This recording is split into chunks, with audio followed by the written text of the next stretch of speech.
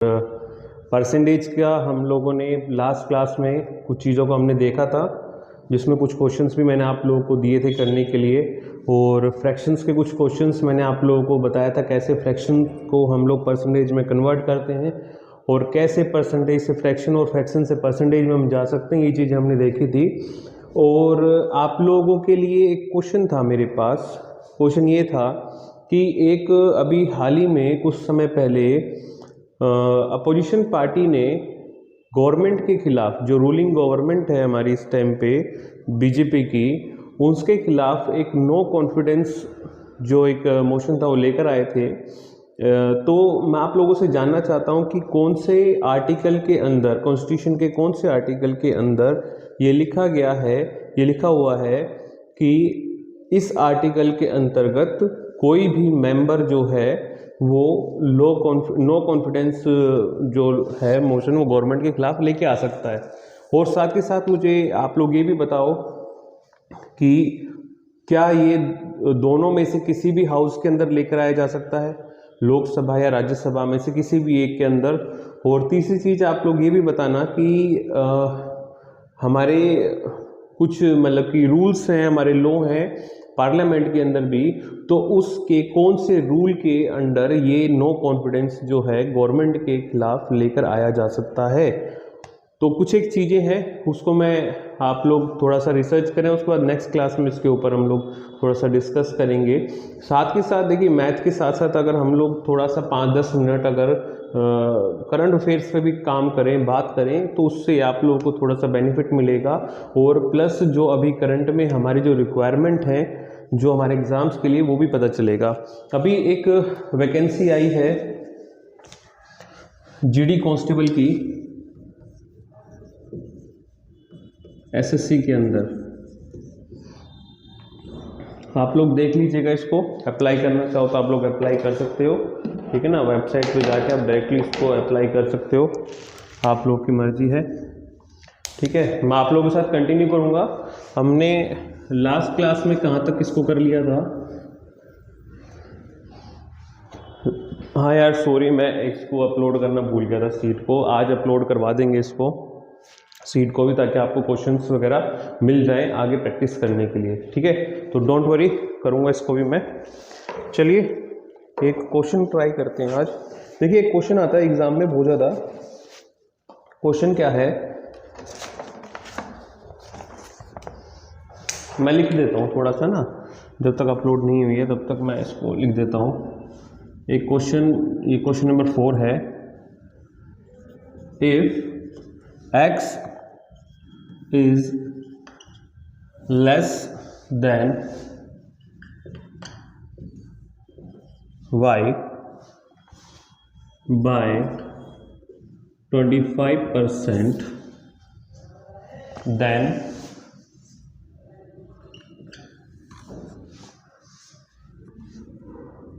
y exceeds x by what %?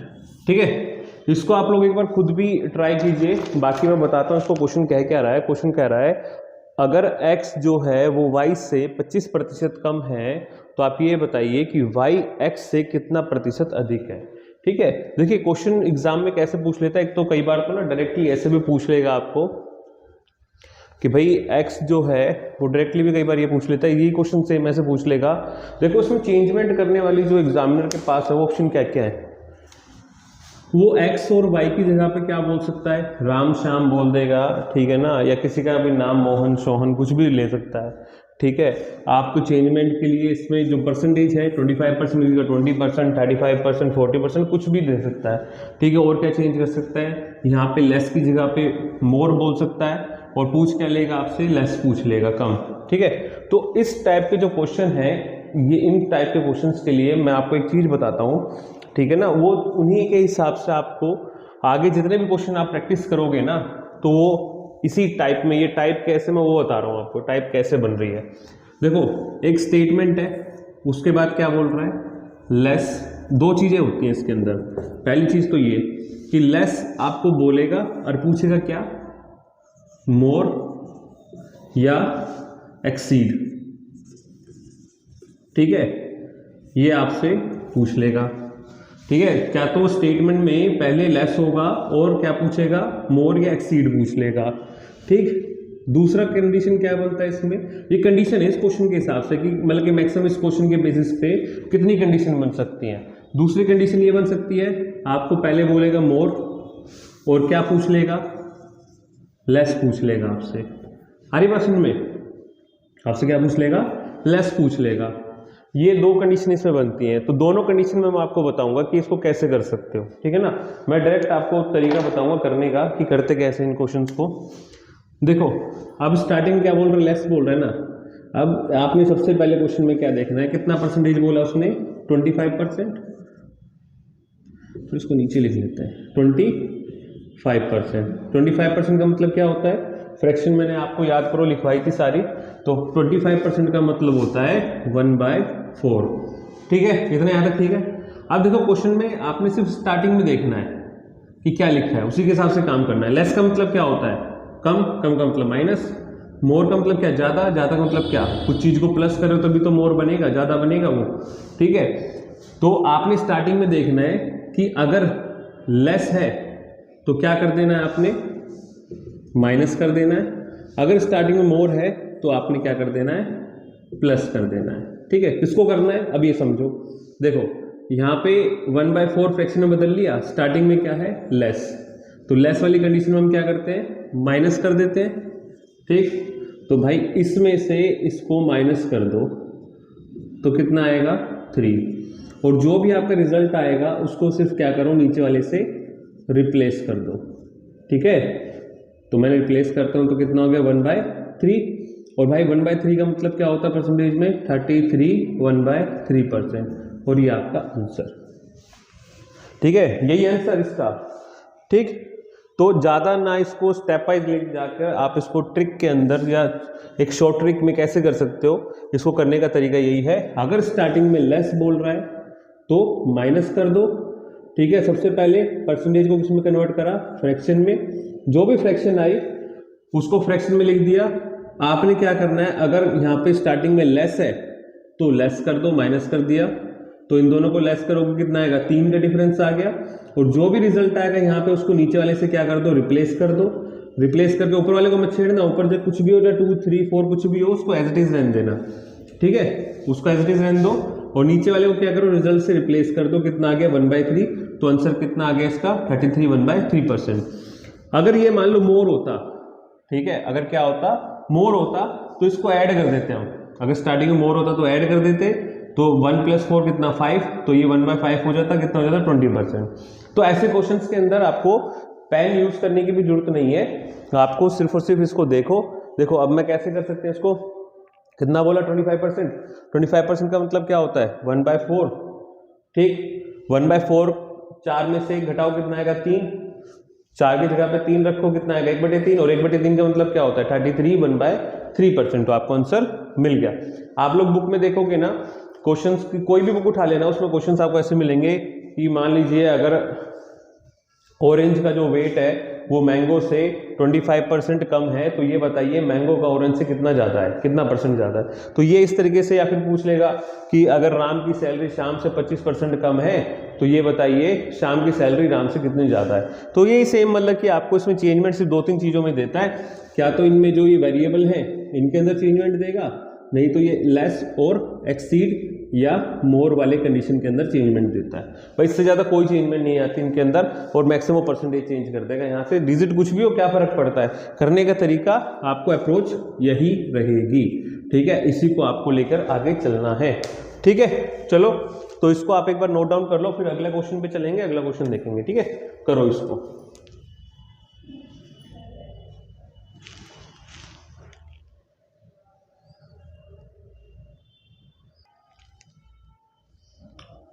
ठीक है, अब दिख रहा है पूरा, ऊपर से थोड़ा कट हो गया था, कोई बात नहीं, पूरा क्वेश्चन दिख रहा होगा आप लोगों को।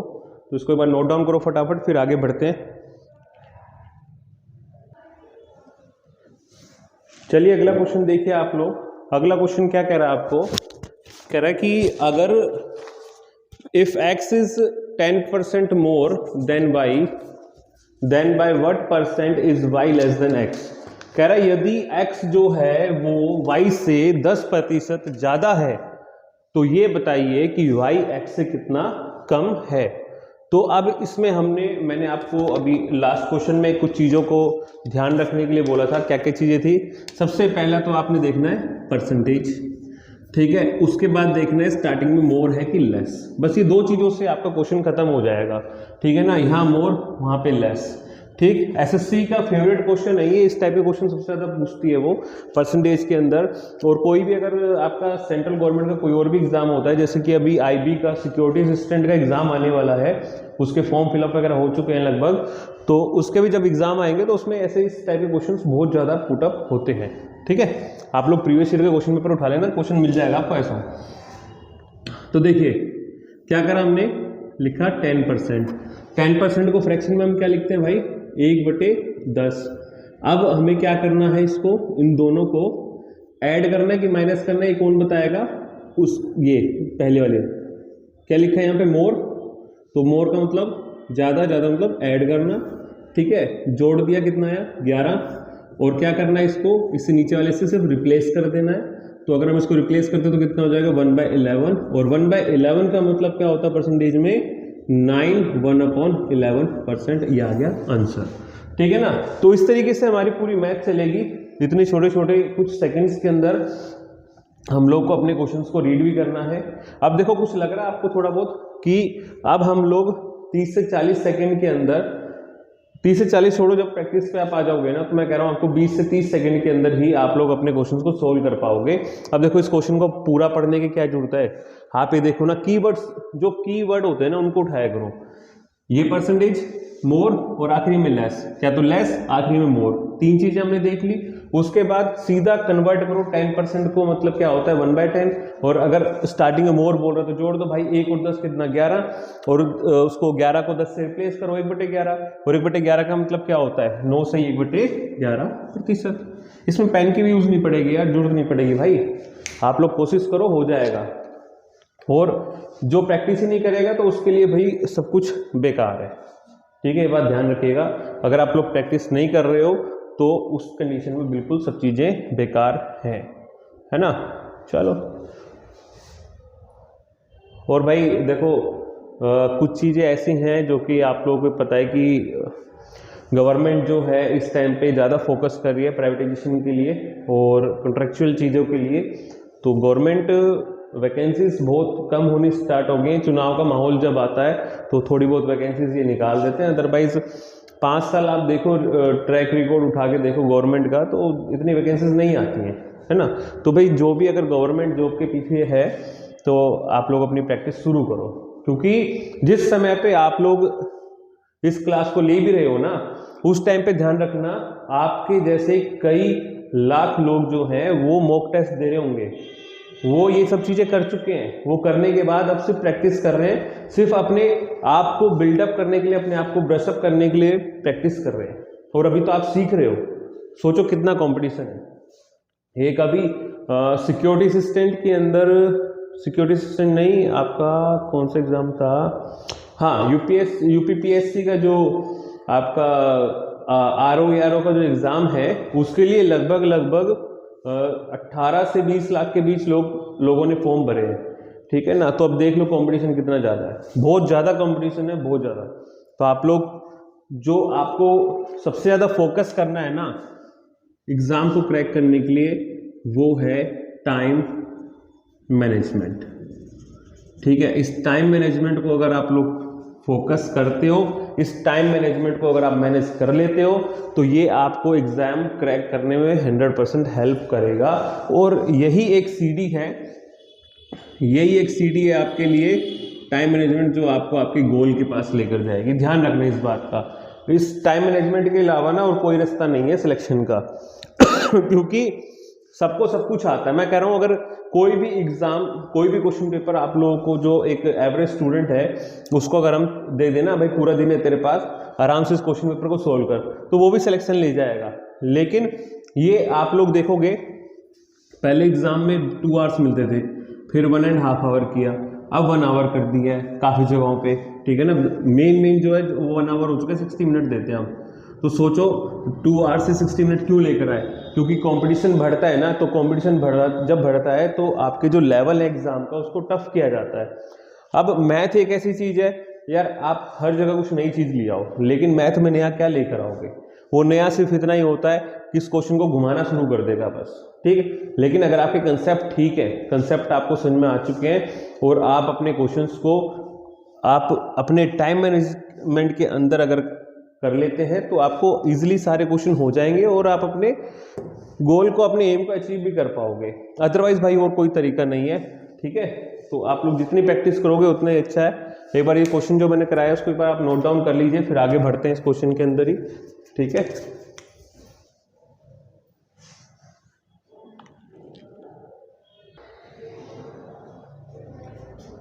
चलिए अगला क्वेश्चन देखिए आप लोग। इसमें मैंने क्वेश्चन नंबर 6 को अभी स्किप कर दिया है। क्वेश्चन नंबर 6 आप लोग एक बार खुद ट्राई कीजिएगा, उसके बाद फिर अगर नहीं होता है तो मैं करवाऊंगा, कोई दिक्कत नहीं है। क्वेश्चन नंबर 7 कह रहा है the difference of two numbers is 20% of the larger number, if the smaller number is 20 then find the larger number, ठीक है। कह रहा है कि अगर दो संख्याओं का अंतर जो है वो बड़ी संख्या के 20% के बराबर है, तो यदि छोटी संख्या 20 है तो बड़ी संख्या बताइए कितनी होगी, ठीक है। आपसे ये पूछ रहा है। तो ऐसे क्वेश्चन भी बहुत आते हैं एग्जाम के अंदर। देखिए ध्यान रखिएगा, मैं आपको जितने भी क्वेश्चन करा रहा हूं ना यहाँ पे, वो सारे क्वेश्चन एग्जाम के हिसाब से ही है, कोई भी एक्स्ट्रा फालतू का एक्स्ट्रा क्वेश्चन नहीं है कि आप लोगों का सिर्फ मैं एक टाइम पास या वीडियो को लंबा करने के लिए कराऊं। आप जितने भी क्वेश्चन मैं यहाँ करा रहा हूँ ना, आप लोग खुद प्रीवियस ईयर के क्वेश्चन पेपर्स को उठा के देखिएगा, आपको जरूर मिलेंगे 100%, ठीक है। चलिए इसको क्वेश्चन को ट्राई करते हैं एक बार। दोनों तरीके से कराऊं इसको, है ना। जो एक नॉर्मल जो सीबीएसई का जो मेथड होता है, एनसीईआरटी में जो होता है, उसके हिसाब से भी देखते हैं एक बार, और जो हम लोग करते हैं अपने तरीके से वो भी देखते हैं, ठीक है। चलिए कह रहा है डिफरेंस ऑफ टू नंबर, मान लीजिए दो नंबर, एक एक्स है एक वाई है, is 20% of the larger number. ये लार्जर है, लार्जर में से स्मॉलर ही तो माइनस करोगे तब तो डिफरेंस आएगा, ऑफ द लार्जर नंबर, ये लो जी एक्स, ठीक। अब कह रहा है अगर स्मॉलर नंबर कितना है 20, तो यानी कि वाई की जगह पे क्या रखो भैया 20, तो पूछ रहा है कि लार्जर नंबर कितना है, यानी कि एक्स पूछ रहा है आपसे। तो ये हो गया x minus 20 is equal to 20% का मतलब क्या होता है 20/100 इंटू एक्स, तो 0 से 0 गया 2, ये 5, तो ये आ गया x minus 20 is equal to x/5। ये 5 इधर डिवाइड हो रहा है तो इधर जाएगा तो क्या हो जाएगा मल्टीप्लाई, ठीक है। तो इसको इधर लेके जाइए। देखिए मैं एक चीज़ और बताता हूँ छोटी सी, यहाँ पे किसी को कन्फ्यूजन ना हो। जब भी कभी कोई चीज़ संख्या यहाँ इधर डिवाइड हो रही है तो इक्वल टू के उधर जाएगी तो क्या होगी मल्टीप्लाई। ऐसे अगर इधर मल्टीप्लाई तो उधर जाकर क्या हो जाएगी डिवाइड हो जाएगी। अगर कोई डिजिट यहाँ पे प्लस हो रही है तो दूसरी तरफ जाएगी तो माइनस होगी, और अगर माइनस है इधर तो उधर जाएगी तो प्लस हो जाएगी, ठीक है ना। तो इंटरचेंज है, अगर इधर मल्टीप्लाई तो उधर डिवाइड, उधर डिवाइड तो उधर मल्टीप्लाई, ठीक है। तो इधर ये क्या हो रहा है डिवाइड, तो उधर जाके क्या हो जाएगा मल्टीप्लाई। तो x माइनस 20 5 इधर डिवाइड इधर जाके मल्टीप्लाई हो गया इज इक्वल टू एक्स, तो ये कितना हो जाएगा 5x minus 100 is equal to x. अब 100 को उधर ले जाओ, x को इधर ले आओ, तो 5x इधर प्लस x, तो इधर जाके क्या हो जाएगा माइनस का x, इधर माइनस का 100 उधर जाके क्या हो जाएगा प्लस का 100, ठीक है।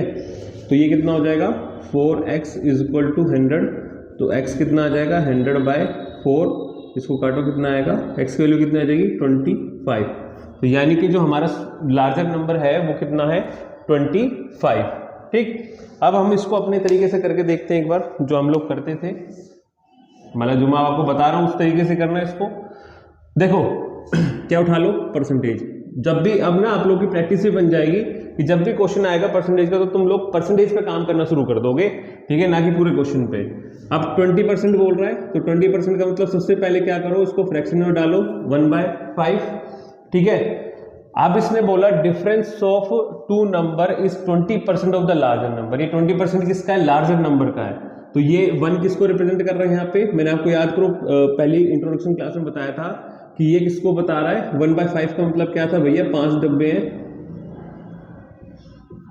ठीक है, 1 2 3 4 5, ये टोटल 5 के 5 डब्बे किसको बताते हैं, 100% को, और यहाँ पे जो एक डब्बा वो किसको बता रहा है, 20% को, ठीक है ना। अब इसने देखो क्या बोला, लार्जर नंबर का 20%, तो यानी कि ये लार्जर नंबर हो गया और उस लार्जर नंबर का 1 क्या है, 20%, ठीक। तो यानी कि 1 किसको बता रहा है, 20 को, और ये किसको बता रहा है, 100 को। तो ये क्या हो गया आपका, ये हो गया भैया लार्जर नंबर, ठीक है, ये क्या हो गया आपका लार्जर नंबर हो गया।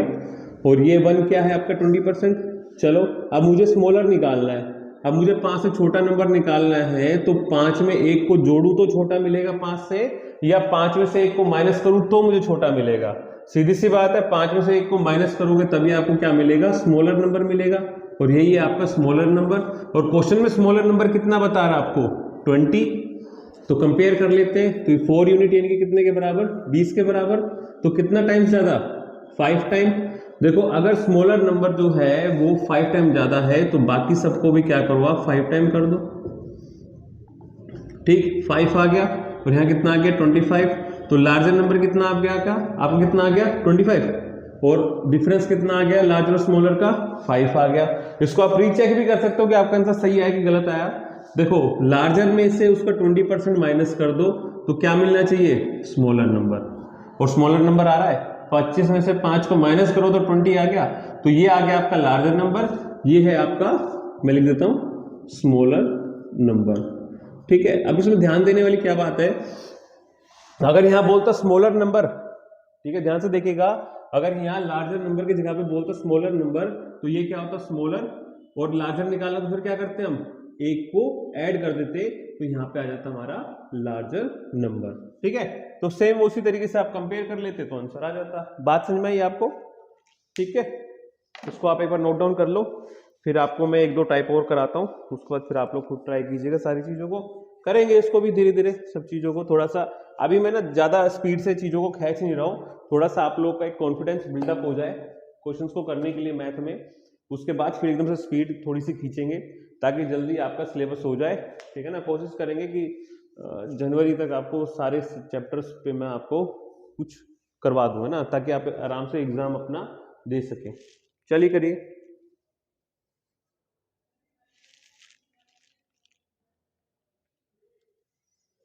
चलिए नेक्स्ट क्वेश्चन देखिए आप लोग। नेक्स्ट क्वेश्चन में क्या कह रहा है आपको, कह रहा है इफ 20% ऑफ ए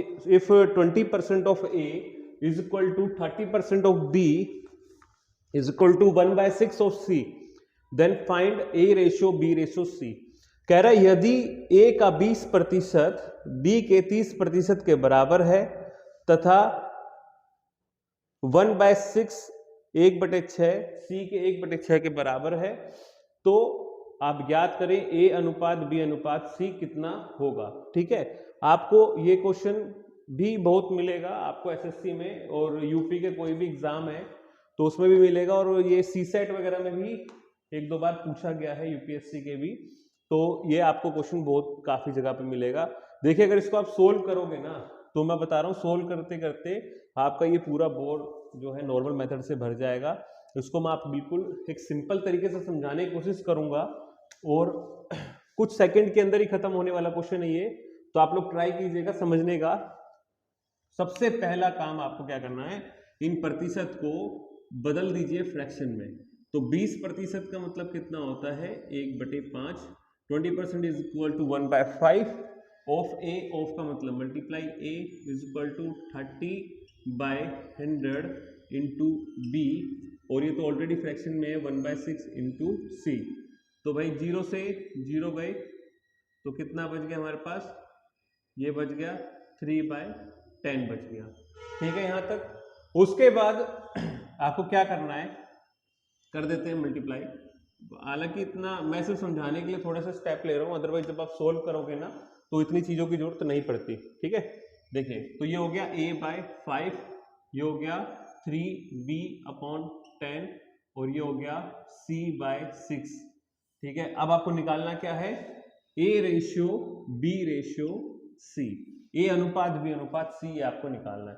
देखो ऐसे क्वेश्चन के अंदर ना आपको यहाँ पे हर बार ये चीज होगी, ठीक है, क्या होगा देखो, यहाँ पे कितने वेरिएबल नजर आ रहे हैं आपको, 1 2 और ये 3। इन तीनों वेरिएबल के अंदर हमेशा दो वेरिएबल के साथ मल्टीप्लाई में हमेशा क्या रहेगा, 1 रहेगा। ठीक है, तीनों में से किसी भी दो वेरिएबल के साथ मल्टीप्लाई में 1 होगा, और तीन में से एक वेरिएबल के साथ मल्टीप्लाई में एक से ज्यादा संख्या होगी। जैसे यहाँ पे 3 है तो 1 से ज्यादा है, तो ऐसे कंडीशन में क्या करना आपको, समझिएगा, b के साथ मल्टीप्लाई में क्या है, 3। ठीक है, जिसके साथ मल्टीप्लाई में 1 नहीं है तो उसके जो नीचे लिखा है उधर भी उसके नीचे वो लिख दीजिए, लिख दिया। अब उसके बाद a के नीचे और c के नीचे, a और c के साथ क्या मल्टीप्लाई में 1 है ना, तो उनके नीचे वालों से b के साथ जो मल्टीप्लाई में उसको भी मल्टीप्लाई कर दीजिए। ठीक है, इधर भी और इधर भी। तो 3 को 5 से मल्टीप्लाई करा तो कितना आ गया, 15, और 3 को 6 से मल्टीप्लाई किया तो कितना आ गया, 18। ठीक है, और यही आपका आंसर है। खत्म क्वेश्चन। आई बात समझ में? फिर से समझिएगा, परसेंटेज को, प्रतिशत को सबसे पहले बटे में, फ्रैक्शन में कन्वर्ट कीजिए। उसके बाद आपको यहाँ 3 वेरिएबल दिखाई देंगे, a, b और c। ठीक है, उन 3 वेरिएबल में से कोई भी 2 वेरिएबल के साथ मल्टीप्लाई में 1 होगा, और उनमें से 3 में से एक वेरिएबल ऐसा होगा जिसके साथ मल्टीप्लाई में 1 नहीं होगा, और जिसके साथ मल्टीप्लाई में 1 नहीं है उसके नीचे जो संख्या लिखी है एज इट इज उसके नीचे वो संख्या लिख दीजिए। इसके नीचे क्या था, 10, तो मैंने 10 लिख दिया। अब बाकी बचे 2, a और c। तो जो b के साथ मल्टीप्लाई में है उसको आप a और c के जो नीचे हैं उनसे मल्टीप्लाई कर दीजिए। तो 3 को 5 से मल्टीप्लाई करा तो 15, और 3 को 6 से मल्टीप्लाई करा तो 18, और ये हमारा आंसर हो गया। ठीक है, खत्म, इतना ही था बस। और इसको नॉर्मल मेथड से करके देखना आप लोग खुद ही। एक तो पहले कंफ्यूज हो जाओगे, आपके आंसर आएंगे नहीं, और दूसरा आंसर भी जिसका आएगा ना बहुत लंबे मेथड से आएगा। इस चीज की मैं आपको बता देता हूँ। ठीक है, ये श्योरिटी है हमारी, आपको बहुत लंबा टाइम इसमें लग जाएगा। चलिए आप लोग इसको देख लीजिए, किसी को डाउट हो तो आप लोग कमेंट करके भी पूछ सकते हो। ठीक है, आपको मैं नेक्स्ट क्लास में इंस्टाग्राम की हमारी जो आईडी है वो भी प्रोवाइड कर दूंगा, आप वहां पे कुछ भी क्वेश्चंस पूछ सकते हो। टेलीग्राम चैनल का भी आपको मैं आईडी दे दूंगा, उस पर भी आप हमसे कुछ भी पूछ सकते हो। और पीडीएफ वगैरह जो है ना, मैं सोच रहा हूँ कि टेलीग्राम पे एक ग्रुप बना के उसी पे ही हम लोग अपनी जो जितनी पीडीएफ है वो आप लोग को प्रोवाइड करें। ठीक है ना, क्वेश्चन बैंक और आपको एमसीक्यूज जितने भी हैं वो सारे वहीं पे प्रोवाइड कर देंगे। ठीक है, चलिए आप लोग क्वेश्चन लिखिए, फिर आगे बढ़ते हैं।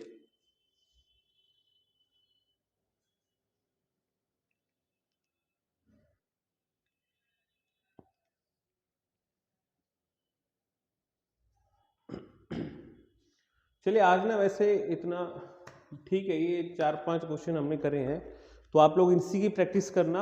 अगली क्लास के अंदर थोड़ा सा मैं थोड़ी क्लास को लंबी करूँगा ज़्यादा, है ना, उसमें क्वेश्चंस, काफ़ी क्वेश्चंस में आपको ये जो बेसिक जो क्वेश्चंस है ना ये खत्म करवा के उसके बाद सक्सेसिव इंक्रीमेंट और डिक्रीमेंट पे लेकर चलूँगा। ठीक है, और 2-4 चीज़ें देखिए, क्लास स्टार्ट होने से पहले मैंने आपसे कुछ पूछा था, नो कॉन्फिडेंस गवर्नमेंट के खिलाफ कैसे लेकर आया जाता है। तो भाई नो कॉन्फिडेंस जो गवर्नमेंट के खिलाफ आता है वो पहली बात तो कहीं हमारे संविधान के किसी कॉन्स्टिट्यूशन के अंदर लिखा हुआ नहीं है उसके लिए। ठीक है, लेकिन फिर भी आर्टिकल 75 जो है वो पावर देता है जितने भी काउंसिल मिनिस्टर्स हैं, कि पावर क्या उनको बाधित करता है, उनको बाउंडेड करता है कि वो लोकसभा में वो उनको जवाबदेही है उनकी। ठीक है, वहां पर उनको अगर कोई क्वेश्चन पुट अप किया जाएगा तो वो बाउंडेड है वहां पर आके उनका जवाब देने के लिए। तो आर्टिकल 75 जो है वो बाउंड करता है, और रूल नंबर 198 जो लोकसभा का जो रूल नंबर 198 है उसके अंतर्गत ही ये नो कॉन्फिडेंस जो है वो लेकर आया जाता है। ठीक है, सबसे पहली बार किसके खिलाफ लेकर आया गया था, ये लाया गया था जवाहरलाल नेहरू जी के खिलाफ। ठीक है, उसके बाद फिर अगर हम बीजेपी की बात करें तो बीजेपी की एनडीए जो गवर्नमेंट थी उसमें अटल बिहारी वाजपेयी जी के खिलाफ आया था। उसके बाद फिर अभी आपके जो करंट में पीएम है नरेंद्र मोदी जी, इनके खिलाफ लेकर आया गया है। ठीक है ना, तो इसमें बाउंड होता है। और एक चीज और भी होती है इसमें कि कम से कम 50 मेंबर्स का जो है ना उस पर साइन होना चाहिए। और वो क्या करेगा, वो एक नोटिस देगा, रिटर्न में नोटिस देगा किसको, आपका जो लोकसभा का जो जनरल सेक्रेटरी होता है उसको वो देगा, एक नोटिस देगा जिसमें कम से कम मिनिमम 50 मेंबर्स के हस्ताक्षर होने चाहिए और 10 बजे से पहले पहले, मॉर्निंग में 10 बजे से पहले पहले उसको वो नोटिस देना पड़ता है, ठीक है ना। तभी जो सभापति होता है, जो अभी लोकसभा का स्पीकर होता है, उसको वो देना पड़ता है और फिर वो उसको टाइम देते हैं, उसके ऊपर फिर चर्चा होती है, उसमें फिर पीएम को आके अपनी बात रखनी पड़ती है, फिर उसके ऊपर वोटिंग होती है नो कॉन्फिडेंस के ऊपर, और उसके बाद फिर उसके अंदर कम से कम 2/3 बहुमत से अगर 2/3 बहुमत से अगर गवर्नमेंट के खिलाफ वोट हो जाते हैं तो गवर्नमेंट गिर जाती है, ठीक है। ऐसा वैसे कभी हुआ नहीं है कि गवर्नमेंट गिर जाए, ठीक। चलिए, तो इसको आगे लेके चलेंगे नेक्स्ट क्लास के अंदर। और बाकी 2 चीज़ों से दूर रहिए। देखिए, आप जब तैयारी कर रहे हो ना, तो प्रिपरेशन के दौरान आप एक स्टूडेंट हैं, ठीक है। आप ना तो कोई प्रवक्ता बनने की कोशिश करें, ना किसी का वकील बनने की कोशिश करें। आप सिर्फ और सिर्फ एक चीज़ का ध्यान रखें कि आपके अंदर एक चीज़ को डेवलप करना आपको, वो है एनालाइज करना, ठीक है। Observe, analyse and then conclude, ठीक है। लास्ट में उसको कंक्लूजन दे। पहले एनालाइज, पहले चीज़ों को ऑब्जर्व करें कि देखिए चल क्या रहा है, ठीक है। आप न्यूज़ देखते हो तो आप वो न्यूज़ इस तरीके से ना देखें कि वो गवर्नमेंट हमारे लिए काम कर रही है, नहीं कर रही है, क्या कर रही है, वो आपका अभी फिलहाल कोई मैटर नहीं है।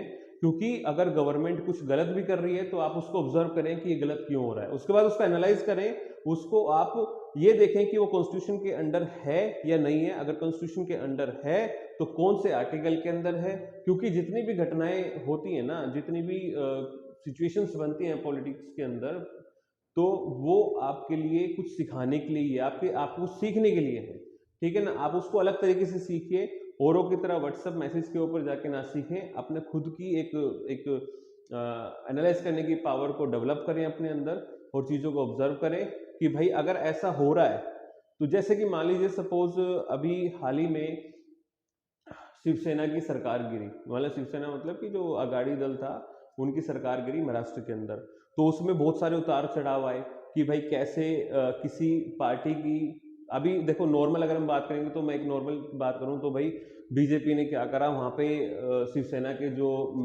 एमएलए थे, ठीक है ना, और एनसीपी के जो एमएलए थे उनको खरीद लिया, या जो भी वटेवर उन्होंने किया। तो एक नॉर्मल भाषा में हम बात करें तो हम इसी तरीके से बोलेंगे और अपनी सरकार बना ली।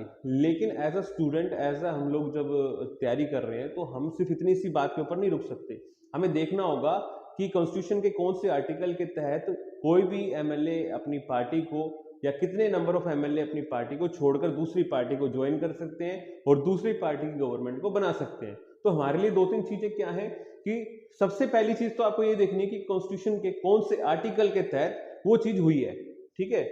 और हुई है तो क्या पहले भी कभी हुई है? अगर पहले भी कभी हुई है तो पहले के और अब के रूल के अंदर या आर्टिकल के अंदर उसमें कोई संशोधन या अमेंडमेंट हुआ है? अगर अमेंडमेंट हुआ है तो उसमें क्या अमेंडमेंट हुआ है, अमेंडमेंट कब हुआ, ठीक है, और किसने किया? तो ये सब चीजें आपको देखनी जरूरी है। अभी आपको ये भी पता होगा कि गवर्नमेंट, जो शिवसेना के जो हेड हैं उद्धव ठाकरे, और वहाँ के जो आपका जो वहाँ के जो गवर्नर है, उनका जो केस है वो वहाँ पे सुप्रीम कोर्ट में चल रहा है ना। तो आपकी 3 चीजें होती हैं मेनली, जो भी हमारा देश चलता है वो 3 चीजों से चलता है। सबसे पहला आपका लेजिस्लेचर, यानी कि जितने भी हमारे पॉलिटिशियंस हैं, जितने भी हमारे गवर्निंग बॉडीज के अंदर पॉलिटिशियंस हैं वो। दूसरी चीज एग्जीक्यूटिव यानी कि आपके जितने भी आईएएस ऑफिसर, आईपीएस हो गए, आईआरएस हो गए, जितनी भी एक गवर्नमेंट की जो बॉडी है एग्जीक्यूटिव पावर, वो हो गई, ठीक है। तीसरी चीज है जुडिशरी सबसे इंपॉर्टेंट रोल निभाती है। जब भी कभी कॉन्फ्लिक्ट होता है, चाहे वो लेजिस्लेचर के आपस में हो, चाहे लेजिस्लेचर वर्सेस आपका एग्जीक्यूटिव हो, ठीक है, एग्जीक्यूटिव वर्सेस एग्जीक्यूटिव हो, तो उन सभी चीजों को रिजोल्व करने का काम करती है जुडिशरी। तो जुडिशरी भी हमारी बहुत ज्यादा इंपॉर्टेंट है। तो आपको करंट अफेयर जब आप लोग करते हो तो उसको सिर्फ ऐसे ना पढ़ें कि ठीक है भाई ऐसा हो रहा है, वैसा हो रहा है, ये चीज आपके लिए नहीं है।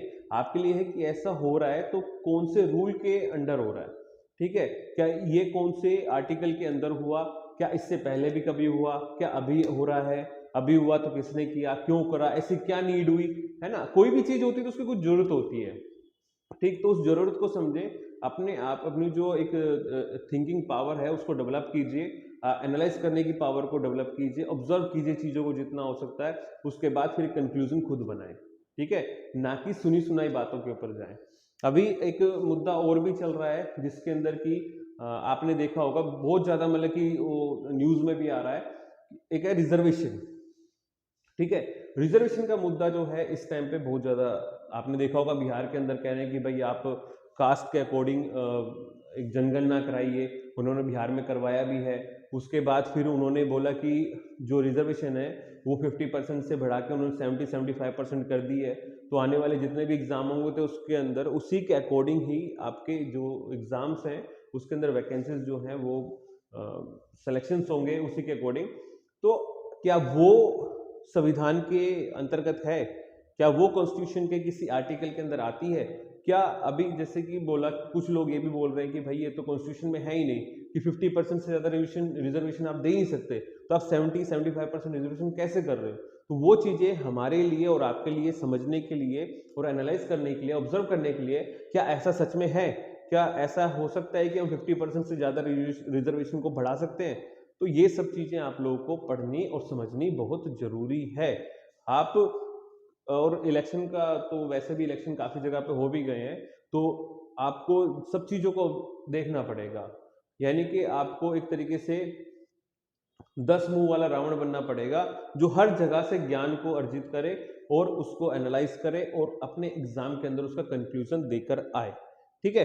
तो आज का बस इतना ही था। मैं आपसे सिर्फ इतना ही बोलना चाहूँगा कि आप लोग इधर उधर की चीज़ों में ना पड़ के आप लोग सिर्फ और सिर्फ इतना फोकस रखें, टीवी से ये उठाएं कि भाई टॉपिक क्या है, ठीक है। कहते हैं ना कि किसी भी टीचर की जरूरत सिर्फ गाइडेंस के लिए होती है, और सच भी है। तो वो जो करंट अफेयर है ना, करंट अफेयर की जो गाइडेंस है वो आपको न्यूज़ चैनल से मिलेगी, तो वहाँ से आपको टॉपिक मिलेगा सिर्फ कि अभी करंट में चल क्या रहा है, ठीक है। उसके ऊपर पूरा एनालाइज आपको खुद करना पड़ेगा, ये चीज़ फिक्स है, ध्यान रखिएगा इस बात को। आप कोई बुक उठा लो, मैं कह रहा हूँ आप पढ़ते होगे तो दर्पण उठा लो, या कुरुक्षेत्र उठा लो, या योजना ले लो, या फिर आप द हिंदू न्यूज़पेपर ले लो, कुछ भी ले लो आप, वट एवर XYZ कुछ भी लो, उसका कोई बेनिफिट नहीं है। आपको 100 टॉपिक 1000 टॉपिक आपको उसके अंदर मिल जाएंगे, लेकिन वो छोटी छोटी बातें आपके दिमाग में आप नहीं रख पाओगे। डेली एक एक दिन आपको एक नया नया करंट अफेयर बना के दे रहा है, तो आप कैसे ये चीज़ सोच सकते हो कि एक साल के 365 दिन के जो करंट अफेयर है उसको आप एक महीने में या 10 दिन में या एक दिन के अंदर आप कर सकते हो? तो उसका सबसे अच्छा तरीका ये है याद रखने का कि जो भी आज अगर कुछ आपने न्यूज़ में देखा उसको एक अलग अपने रजिस्टर बना लीजिए, उसके अंदर उस टॉपिक को लिखिए। जितनी बातें आपको गूगल से मिलती हैं, अपनी बुक्स से मिलती हैं, जहाँ से